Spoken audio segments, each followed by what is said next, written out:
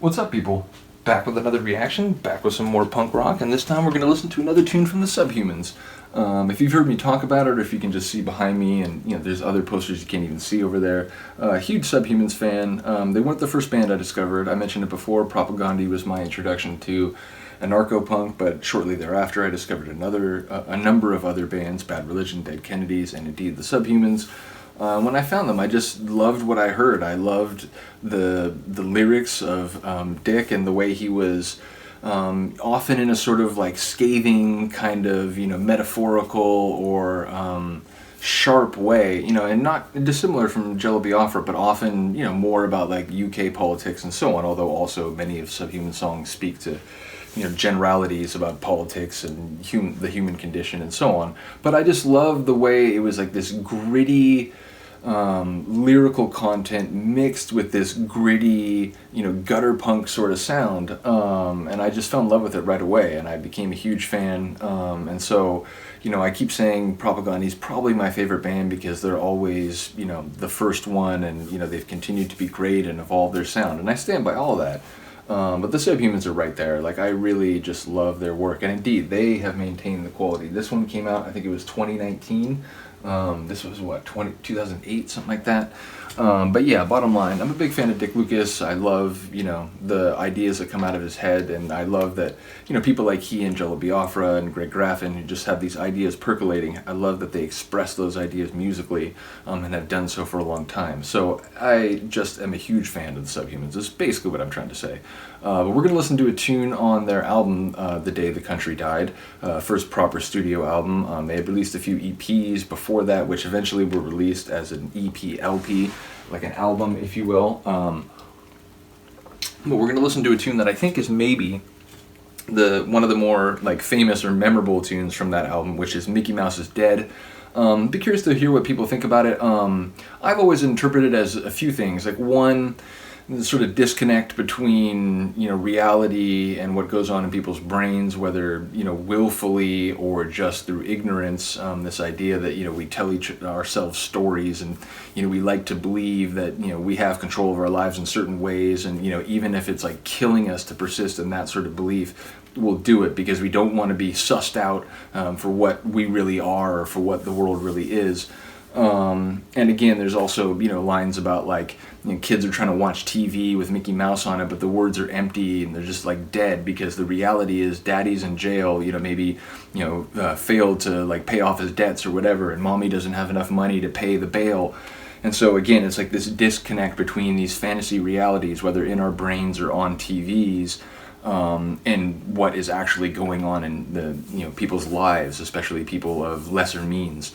So yeah, again, I'd be curious to hear what people think about the song and how they interpret it. But that's always been kind of the way that I've seen it. Just a few different things that kind of overlap and relate to again, the stories people tell themselves, whether willfully as a way to just like tune out anything that crashes against the reality that they want to exist. And ultimately, the gritty, grim realities that they might be facing. So, in any case, here we go. This is Subhumans, Mickey Mouse is Dead. Oh wait, do I have that right? Mickey Mouse is dead, got kicks in the head, cause people got too serious, they planned out what they said, they couldn't take the fantasy, tried to accept reality, analyse the laughs, cause pleasure comes in halves, the purity of comedy, they have to take it seriously, change the words around, try to make it look profound, a comedian is on stage, it's taken for a wage, the critics think he's I like the laugh there. It's like diegetic sound in a punk rock song. Come on!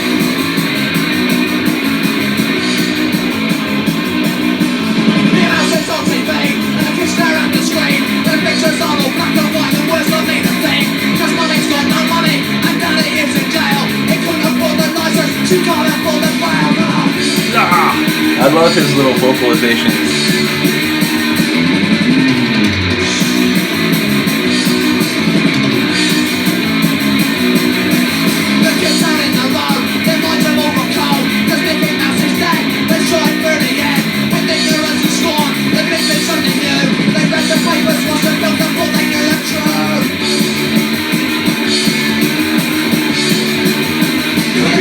Mickey Mouse.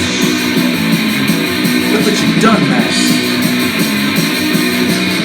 Now the TV seems, no matter what you believe, it's all in the right there, and there's this based on fear. The fear of being sus for what they really are. The fear of being loved when they go too far.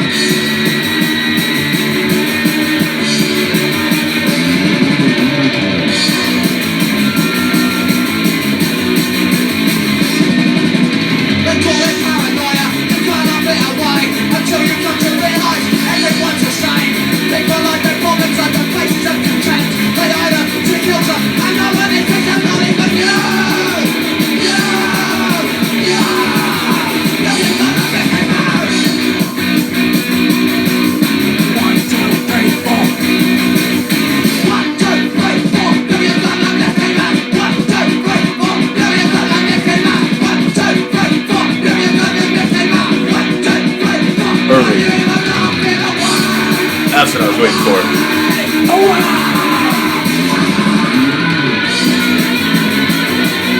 His screams that kind of morph into deranged laughter, that's one of his vocal calling cards, man.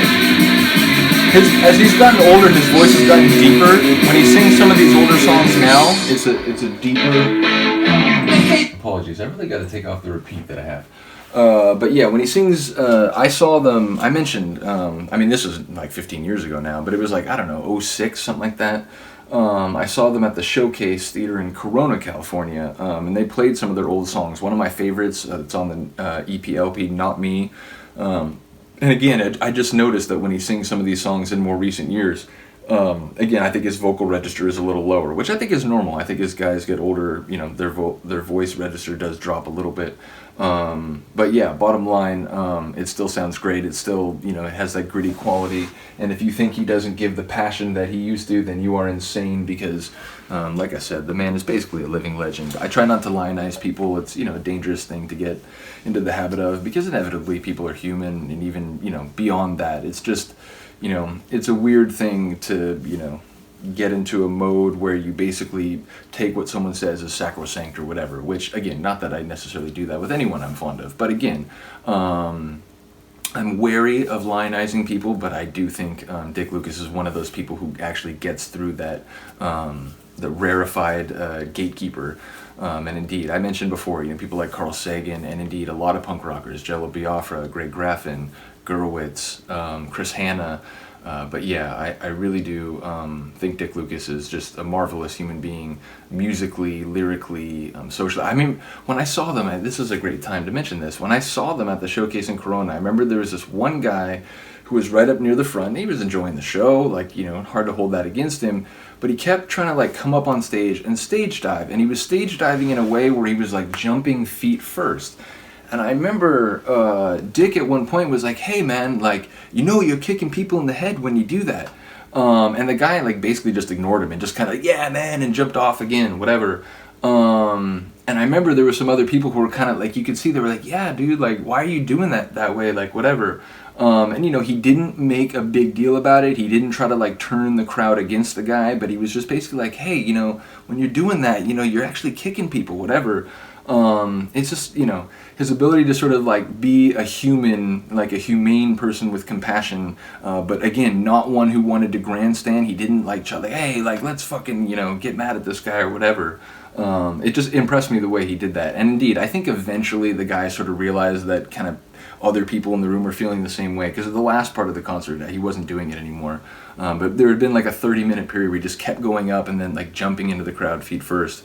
And Dick was just basically "Hey, I'm doing a show here, but can you not be so much of a dick?" Nevertheless, that anecdote aside, let me know if you enjoy that song. Let me know if you have a different interpretation of the lyrics. As I mentioned, a lot of lyrics, all lyrics I mentioned before, lyrical content is an interaction between writer and listener, and ultimately, the context for something or the exact way that it'll be understood by the listener may have a different subjective connotation than the actual denotation of the person who wrote it.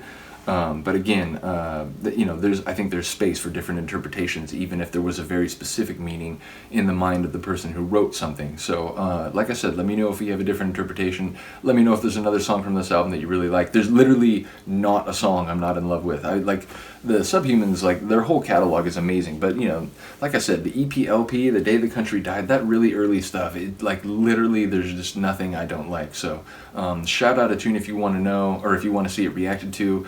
Some of you have mentioned some Propaganda tunes. I'm gonna get to them, I promise you. But yeah, I hope you're here for more punk rock reactions, because I'm definitely gonna be doing more. Anyway, thank you for listening. Thank you for watching. Have a good day. Have a good night. I'll see you next time. Peace.